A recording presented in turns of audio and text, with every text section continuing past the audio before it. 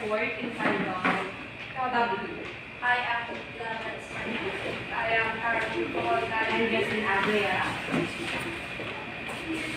Data visualization for management information system. What is Taboo? It is a data visualization and business intelligence software that connects to various data sources, creating interactive dashboards. In short, ang Tableau is business intelligence.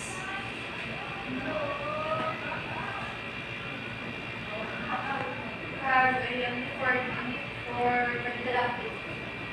data visualization, business intelligence, data analysis, and reporting. The purpose of Tableau. Key characteristic and features. First, real-time data updates. Fresh instance. Second, drag and drop interface or easy data visualization. Third,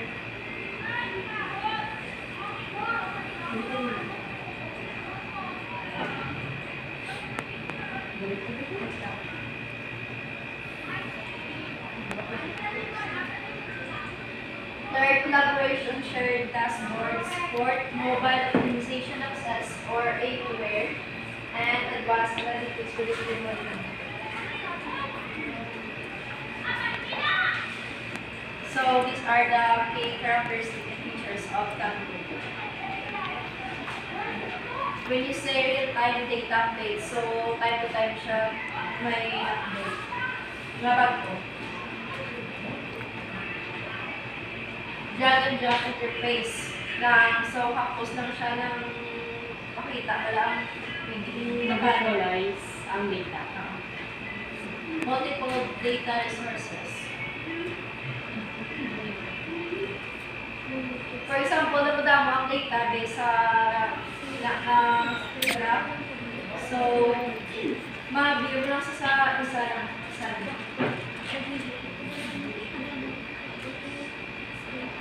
Benefits of Tableau Management Information System.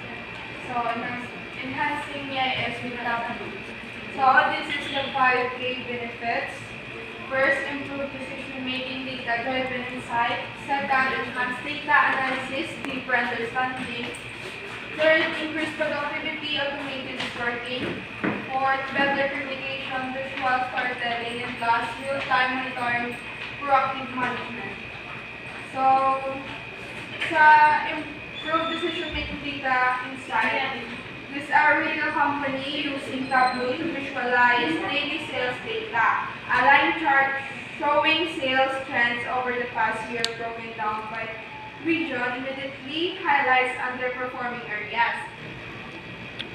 So, example, naging mga business about ako naging business ng mga motorcycle parts, for example, mga guma, ng tires,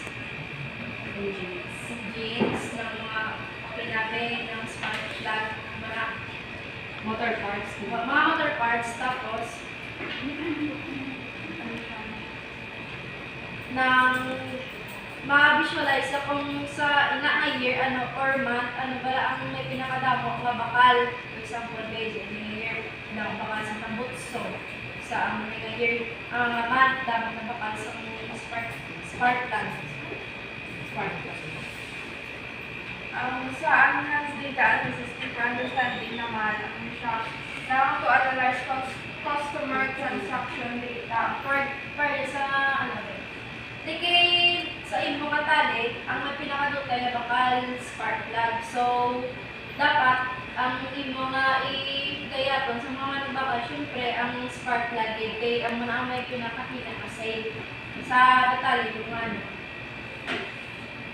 Increase data productivity naman, a marketing team could use Tableau to automate the generation of weekly campaign performance reports. Instead of manually compiling data from various sources, Tableau automatically pulls data and generates visually appealing reports saving significant time and effort. So, hindi na kinahanglan magmanong-mano sa pagtali sa mga data kay ano na, automatic na. Better communication with software telling. A project manager can create an interactive dashboard in Tableau to show project progress, budget allocation, and potential risks. This visual representation is far more effective than a lengthy written report, allowing stakeholders to quickly grasp the project status and make informed decisions.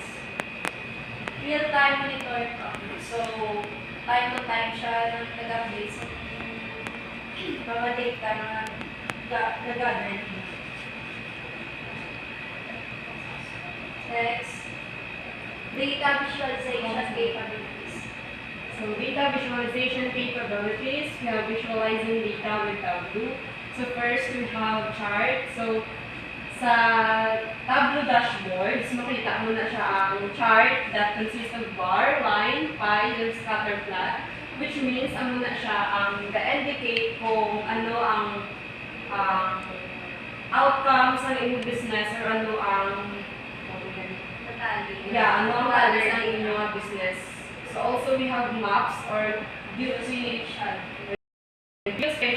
analysis. So mabalaan mo naman through using our maps, may mabalaan mo na in every country kung ano ang country ang gagamit or ga-buy sa aming mga product na yung sale.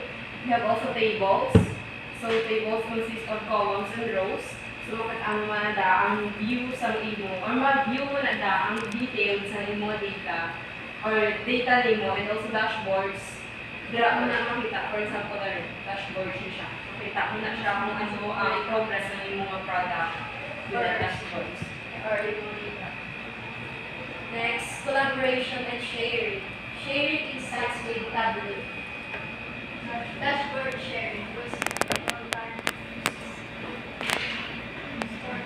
Super, yes. Malami siya ulit sa sa pay benefits. Same naman sila sa first week. Benefits ang Tableau. One of the benefits of Tableau is also collaboration and sharing. Pinaka-manual.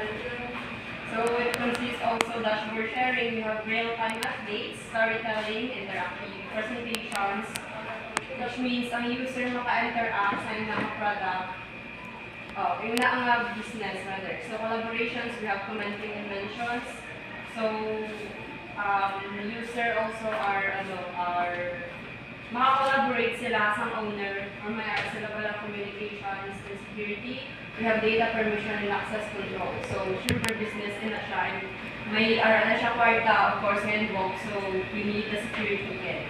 So ang Tableau is makabuligid with that. Next, data connection and integration. So let's take data sources. So data connection and integrations, we are connecting to data sources. First, we have relational databases that example are SQL Server and Oracle database.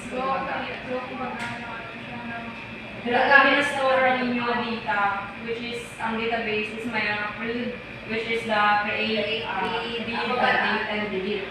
So we have also cloud storage. We have AWS and Google Drive. Pwede mo na may mga store out of the mabutangan pa sa inyo data. And spreadsheets also that are Excel, Google Sheets, and big data and Hadoop and Spark. Next. Advanced analytics. Predictive modeling with Tableau. Forecasting, time series analysis. Clustering, grouping similar data, regression, correlation analysis, and bottom scenarios.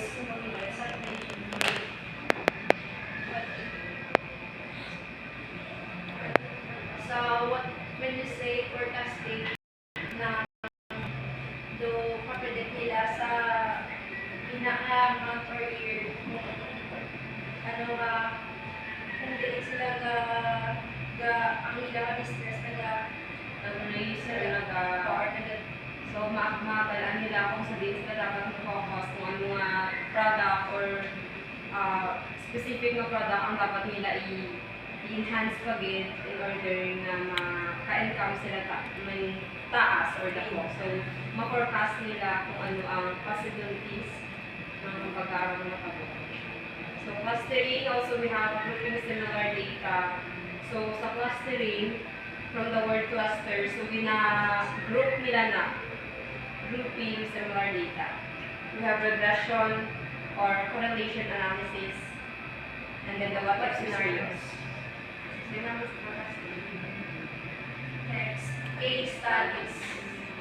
Real-world application. Real-world applications ng Tableau. So, dito yung bala magamit ang Tableau.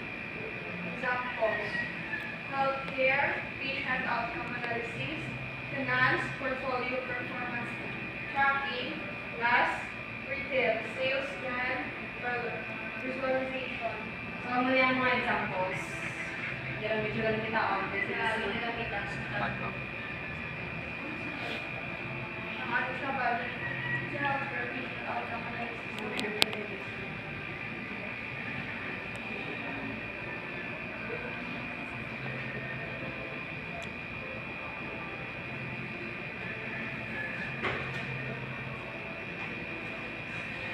So, the last conclusion. W enhances MIS by providing data or driven insights, benefits, improve decision making, productivity, and